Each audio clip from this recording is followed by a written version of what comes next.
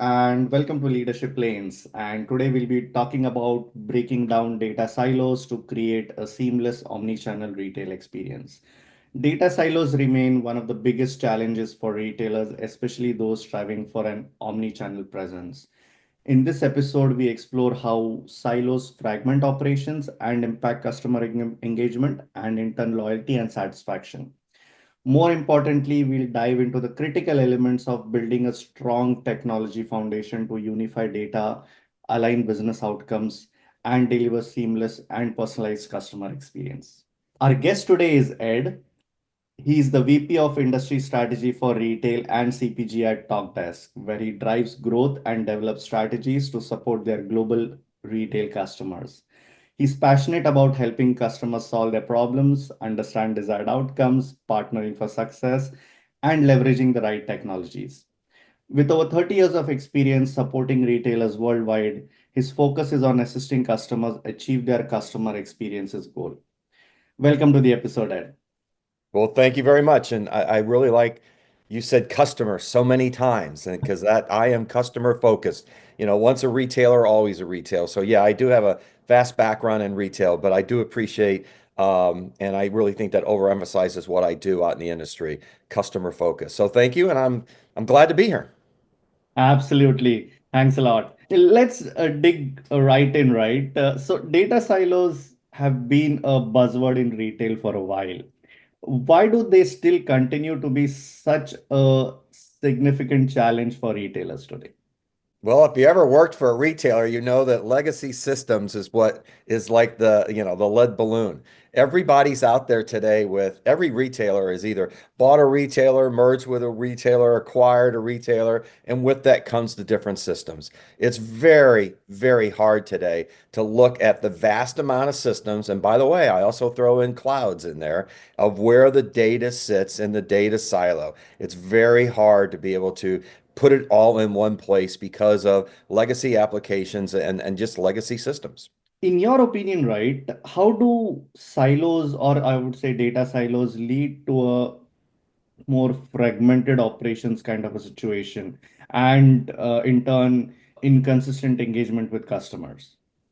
Well, you have data spread out all over the place. And if you're trying to help a customer, whether in the store or online or on the phone, the more places you have to go looking to get that customer the information that they're looking for, the longer it takes, the more frustrated it is. You're creating friction, and the customer's not very happy. And when the customer's not happy, that's not good for retailers. Uh, can you give us a real world example of how does this impact customers experience, customer satisfaction, and in turn, I would say loyalty for that matter. I have two really good examples for you. Number one is I know a retailer that when the customer service agent, everybody calls them different things, team players or whatever. When before they even take their first phone call, they have to log into 15 different applications. 15 different applications to be prepared to talk to a customer because the customer might say, well, where's the closest store to me, where's my order, can I review what other products I might be able to look at. 15 different applications to be able to understand and correctly answer that customer's questions. So if every time the customer asks a question, the agent's got to go, hold on, let me click into this application, hopefully they signed on to it. And the more time that the customer is online, the more their customer satisfaction goes down. So that's one retailer. I have another retailer that has their agents have two different screens because one is this old green legacy system that they can't view. It has to be viewed by itself, and all the other applications are on the other screen. So the person is doing what we used to call that swivel chair management of moving from screen to screen. So again, the more they're actually having to go look at the data in different places, the longer it takes. And that is, hey, we're all consumers here, and that frustrates the consumer. That's great, actually. And coming to my next or the follow-up for this, how have retailers' expectations for omni-channel experiences intensified this challenge? Well, I talked to different CIOs and about it's called CCAS, and I call it customer experience. They say, Ed, We don't worry about that stuff anymore. I mean, because it's something that we've had around for 20 years. It's a cost center. Well, CIOs are realizing it's no longer a cost center. It's a revenue generating opportunity. That's why they're turning to products that allow them to be able to see a single pane of glass, even though I think that's an overused statement, a single pane of glass. So that agent who has to log into 15 different applications, it's all presented in one place. Because then that's going to speed up the process, speed up answering the customer's question, and in the long run, make them happy. And that's what you want. You want happy customers. So retailers need to first elevate the fact that this is, customer experience is extremely important because one of the things we say at Talk Desk is we help the retailers before, during, and after the call. That's where they're focused on today. And by bringing in different products, AI, the whole works, it allows them to be more efficient. Nobody's losing their job over this, but the efficiency of the people that you have is what the retailers are trying to do. Raise the efficiencies, make the customer happy. That's great, actually, right? And moving on to some of the foundational, I would say, technology foundational elements of this, right? What do you think are the core elements of a strong tech foundation that can break down these silos in retail? And is this even possible? It's sort of impossible, but it's being done because some retailers are out there realizing they need to move off of their legacy systems. I mean, I'm working with a retailer in the UK that politely says, we have all these legacy systems, homegrown systems. They know they have a 3-year plan to get off of those. So the retailers that are dealing with that, ripping off the Band-Aid, you might say, are able to sit there and say, at the end of this, I will no longer have legacy systems. I will no longer have homegrown systems. I will have systems that will overall raise the efficiency of what we're trying to do. And the retailers that aren't doing that, who are just like keep putting more band-aids on it, somewhere along the line, it's all going to collapse. And I think that's why you see so many CIOs in a revolving door. They go in and try to do things. It doesn't work. They move on. So I think it's a big challenge. I think it's a very, very big challenge. Do you feel with the current push that the CXOs are giving in order to integrate AI, do you feel the CIOs are getting that, I would say, pressure to make this happen now or Well, never kind of a thing? Absolutely. Because there's not a board of directors out there for any retailer in the world that isn't looking at the CIO or the CFO or the COO saying, how are you incorporating AI into your everyday and raising the efficiencies of the company? Because, hey, they read just like you and I. There's not a blog out there or every day. Just look at the financial pages.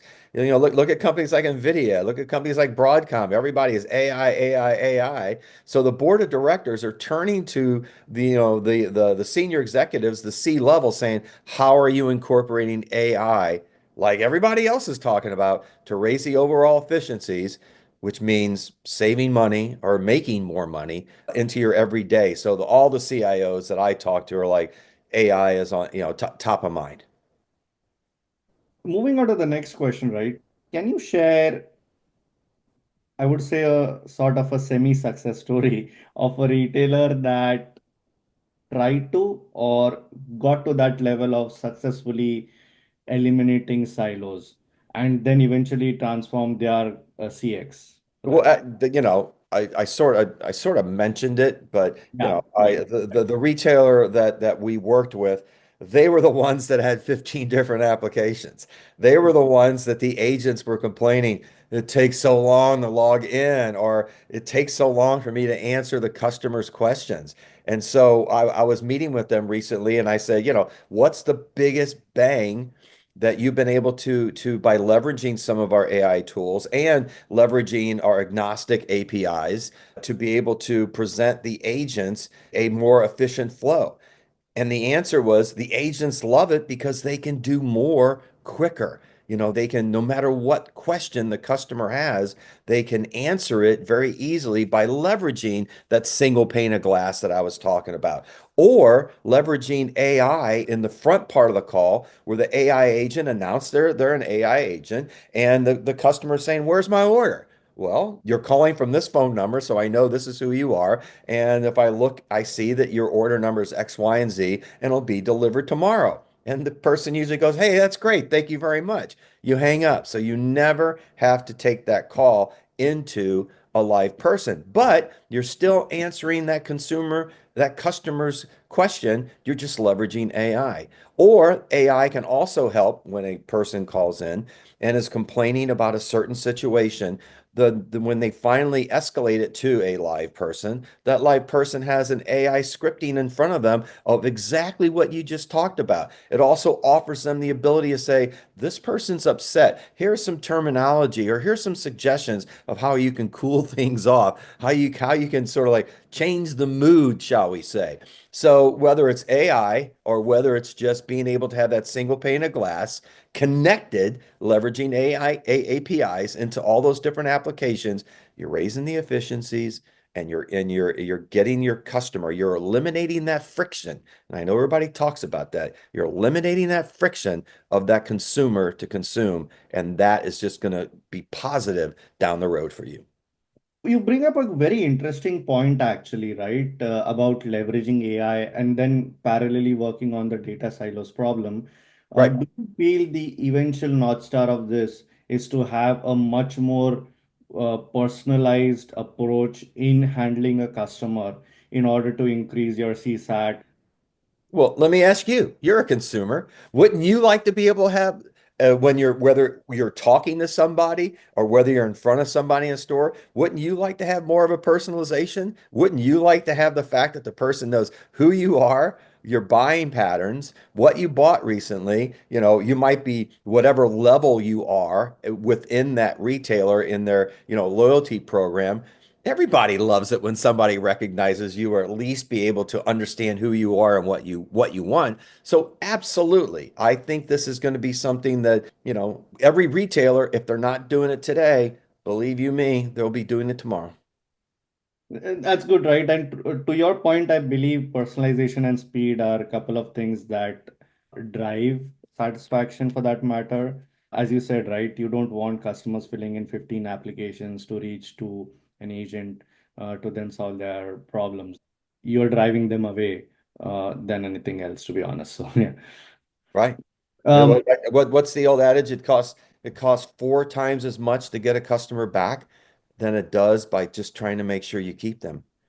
I mean, Absolutely. you know, keep that customer, keep that customer. Yeah, that's true. I'll move on to my next segment here, and you sort of touched upon this a bit in the previous segment when we talked about fundamentals, tech fundamentals, and the burden of legacy systems. So, what do you think are the risks of investing in technology that doesn't fully integrate or address silo data?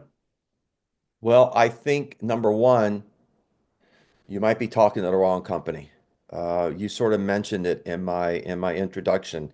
Every retailer that's out there, and I'm very fortunate to have a bunch of CIOs as friends. And, they want you to listen. They want you to understand the outcomes. They want you to understand what success looks like. And then you bring in the technology. If a retailer is out there right now and they're working with somebody who's trying to sell them whatever, if that provider is not listening and coming back with good guidance, get somebody else. Go talk to somebody else. Because the last thing you want to do, and I sort of have to laugh. I mean, back in the day when everybody was installing SAP, it was always like, and no, no, no slide on SAP, great company. I know a lot of executives and great people there, but it was always when I was a retailer, oh, they bought SAP. It's going to take them twice as long to install and it's going to cost twice as much. Well, you know what? Maybe a right amount of questions and weren't asked in the beginning, or the right amount of questions were answered. So it's very, very important. I mean, there's a lot of CRM companies out there today that are like, you see the commercials on TV about how they have their AI agents and how they're gonna benefit you. Well, that's great. But in the end, I used to have a CIO friend of mine that used to say, Ed, don't come in here and sell me the shiny new toy.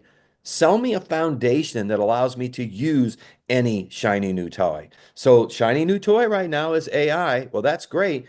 but don't buy it and install it if in the back you have 10, 15, 20 data silos that are just going to slow down the benefit of AI. So you really need to take a really long, hard look at the process of what are the outcomes you're looking for? What does success look like? And then make sure that is very, very major in you making your decision.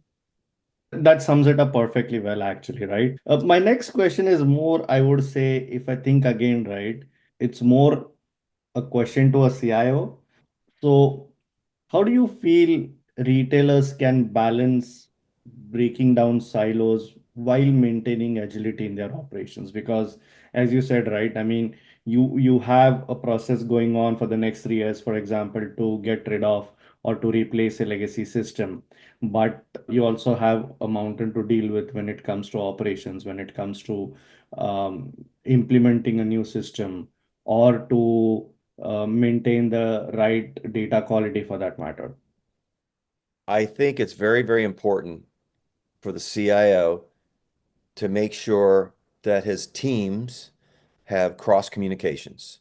He or she does not want to, work with one group that doesn't know what the next group is doing, because that just hardens the silos, shall we say, and it makes it even more difficult to get going. So I really feel through some of the meetings that I've had, I've walked in and I've seen 5 different areas of the company sitting at the table for 2 reasons. Number one, so they understand what we're all trying to do, what we're striving for. But number two, it allows them to go, oh, you're doing that? I'm sort of doing that too.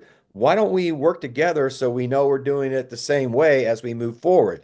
Very, very important. Cross communication. Every day you look on LinkedIn, oh, leadership skills, making sure your teams are working together, the best way possible.